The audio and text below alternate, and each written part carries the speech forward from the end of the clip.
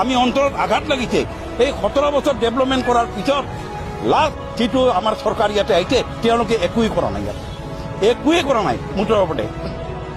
আজি শিক্ষাৰ ক্ষেত্ৰত কওক CIT কওক ইঞ্জিনিয়াৰিং কলেজ কওক এইবিলাক কমপ্লিটলি যিমান পৰি স্কুল কলেজ আছে শিক্ষাৰ ক্ষেত্ৰত একমাত্ৰ আমাৰ BPF দল হাগ্ৰামা মহিলা ৰিচাৰে কৰিছে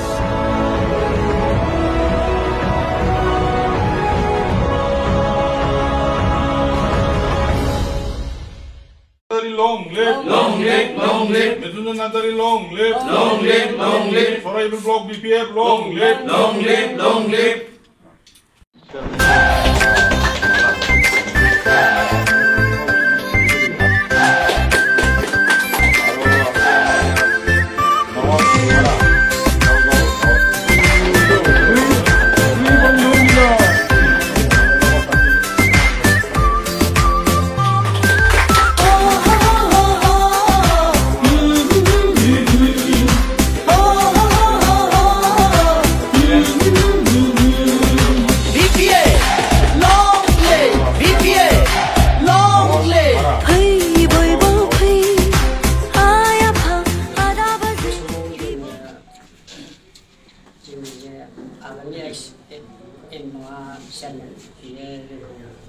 माने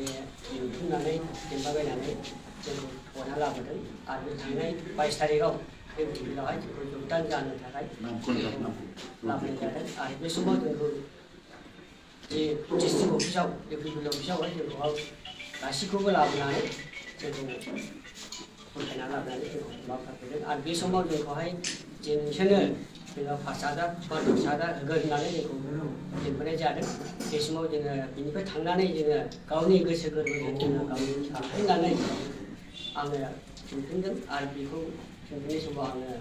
रायज्लायहरफिननाय जादों बेनिखायनो आङो बुजिनानै बे समावहाय आङो न'खरावबो दावराव दावसि जादों बेयाव फैनायनि थाखाय एफा मोजां मोननाय एफा मोजां मोननाय पार्टिखौ मान नागारनांगौ होननानै न'आवबो दावराव दावसि जादों बेनि थाखायनो आङो गोसो गोरबोजों आंनि जिउजों मोदोमजों गाबखांफिननानै